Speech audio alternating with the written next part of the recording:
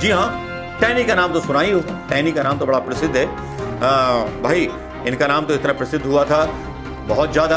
अब इस पर एक नई खबर आई है, नया एक विश्लेषण आया है, जिसमें रिहाई का आदेश हुआ था। 15 फरवरी 2022 को जेल पहुंचा आशीष की रिहाई का आदेश, जिसके बाद शाम को रिहाई हुई थी। 18 अप्रैल, मार्च अप्रैल 2 महीने आशीष की जमानत रद्द करते हुए एक सप्ताह में सरेंडर करने के लिए कहा गया।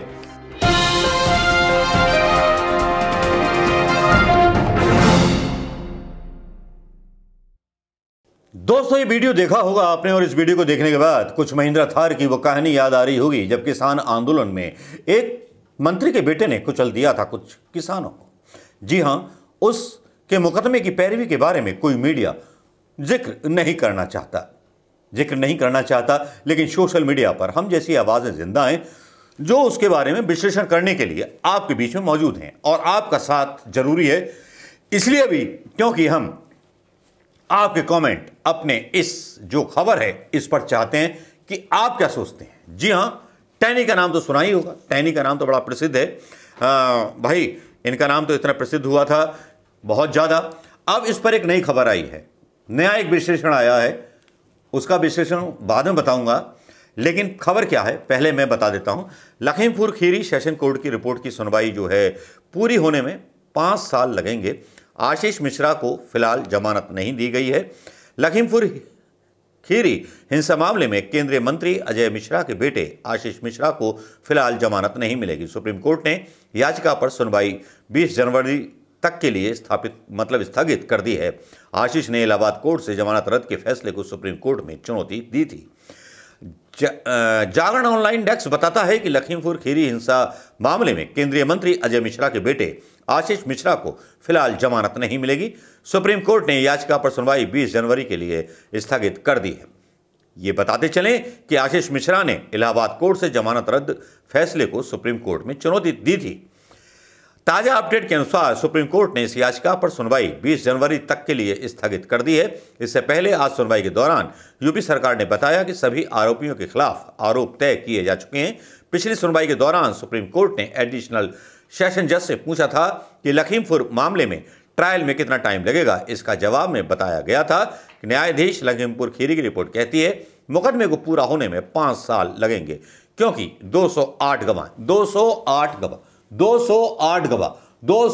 गवाह। ये लखीमपुर का तिकोनिया कांड क्या था, इसके बारे में मैं आपको बता देता हूं। 3 अक्टूबर को लखीमपुर खीरी हिंसा कांड में एक पत्रकार, 4 किसान व 3 भारतीय जनता पार्टी कार्यकर्ताओं की मौत हो गई थी। 4 अक्टूबर को खीरी हिंसा मामले में एक पत्रकार व 4 किसानों की हत्या के आरोप में केंद्रीय राज्य मंत्री के पुत्र आशीष मिश्र व 15-20 अज्ञात लोगों के खिलाफ थाना तिकोनिया में मुकदमा दर्ज किया गया। 4 अक्टूबर को ही खीरी हिंसा मामले में 3 भाजपा कार्यकर्ताओं की हत्या व आगजनी के आरोप में 20-25 अज्ञात लोगों के खिलाफ मुकदमा दर्ज किया गया। किसानों ने मुकदमा दर्ज किया तो इन्होंने भी किसानों के खिलाफ मुकदमा दर्ज करा दिया गया था। 8 अक्टूबर को पुलिस ने नोटिस देकर बयान के लिए आशीष मिश्र को बुलाया, लेकिन आशीष मिश्र बीमारी के चलते, वो कहते हैं बीमार थे, हाजिर नहीं हुए।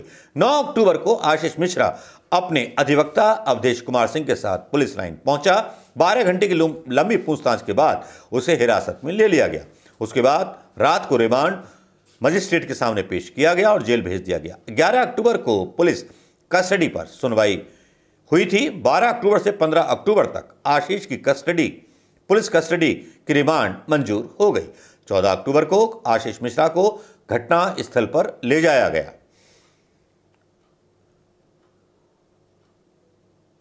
14 अक्टूबर को सीएम कोर्ट से आशीष की जमानत अर्जी खारिज हो चुकी थी। 14 अक्टूबर को आशीष मिश्रा को घटना स्थल पर ले जाकर के रिएक्रेशन किया गया था। 22 अक्टूबर को 48 घंटे की पुलिस कस्टडी रिमांड मंजूर हो गई। 28 अक्टूबर को आशीष मिश्रा की जमानत अर्जी पर सुनवाई जिला जज की अदालत में होनी थी। अभियोजन ने स्थगन अर्जी दी। 3 नवंबर नियत की गई। मतलब इस मामले को डिले करने की कोशिश की गई सरकार के द्वारा। केंद्रीय मंत्री का लड़का है, आखिर बचाने का जो था एक प्रेशर था सरकार के ऊपर, योगी सरकार के ऊपर, और बदनामी इनके हाथ आ रही है। क्योंकि अगर ये खबरें मीडिया दिखाने लगे, जिस तरह से मीडिया ओवैसी के बयान पर, मौलाना के बयान पर आज बहस करते हैं, अंजना ओम कश्यप, रूबिका लियाकत, काश इस मामले पर भी एक बहस कर ली होती तो लगता कि देश में पत्रकार जिंदा है, पत्रकारिता जिंदा है, इंसान की इंसानियत जिंदा है, किसानों के प्रति संवेदनशीलता जिंदा है। लेकिन संवेदनशीलता तो तभी खत्म हो गई थी जब किसानों को शहीद मानने से इनकार संसद में खुद मोदी सरकार ने कर दिया था। 15 नवंबर को आशीष मिश्रा की जमानत अर्जी जिला जज मुकेश मिश्रा ने खारिज कर दी। 13 दिसंबर को विवेचक ने मुकदमे में जानलेवा हमला, गंभीर चोटें पहुंचाना, आर्म्स एक्ट की धाराओं को बढ़ाने की अर्जी दी थी। जो विवेचक थे, जो मतलब आयु थे, इन्वेस्टिगेशन ऑफिसर थे, उनके ऊपर हमला हुआ, उन्होंने अर्जी दी। 18 दिसंबर को जिला जज की अदालत में दूसरी जमानत अर्जी दाखिल की गई। 3 जनवरी 2022 को आशीष मिश्रा समेत 14 लोगों के खिलाफ सीजेएम कोर्ट में चार्जशीट दाखिल की गई थी। 5 जनवरी 2022 को आरोप पत्र व बयानों की नकल की कॉपी दी गई थी। 10 जनवरी 2022 को सीजीएम ने मुकदमे की सुनवाई करते हुए मुकदमा सेशन कोर्ट को सुपर्द कर दिया था। 19 जनवरी 2022 को जिला जज कोर्ट में पहली सुनवाई की थी। 10 फरवरी 2022 को हाई कोर्ट से जमानत मंजूर हुई, लेकिन आदेश में धारा 302 और 120 आईपीसी टाइप होने से छूट गया था, जो नहीं लिखा गया था। पहले जमानत मंजूर हो गई, धारा नहीं लगाई गई थी, कोशिश की गई कि लौंडे को निकाल लो। 11 फरवरी 2022 को हाई कोर्ट में संशोधन अर्जी दाखिल की गई। जब हल्ला मचा, सोशल मीडिया पर काफ़ी तमाशा हुआ, काफ़ी बवाल हुआ था, आपको पता होगा। और इनके जहां पर रहते थे जेल में, वहां कूलर भी लगाए गए थे, ये भी आपको पता होगा। संशोधन अर्जी को मंजूर किया और उसको, जिसमें रिहाई का आदेश हुआ था, 15 फरवरी 2022 को जेल पहुंचा आशीष की रिहाई का आदेश, जिसके बाद शाम को रिहाई हुई थी।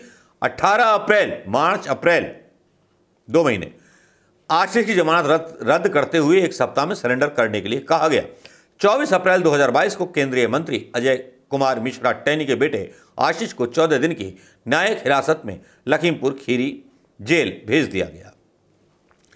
यह है वो किस्सा जो आपने सुन लिया होगा टैनी का, जिसमें आपने बहुत सारी बातें समझ ली होंगी, जान ली होंगी। क्योंकि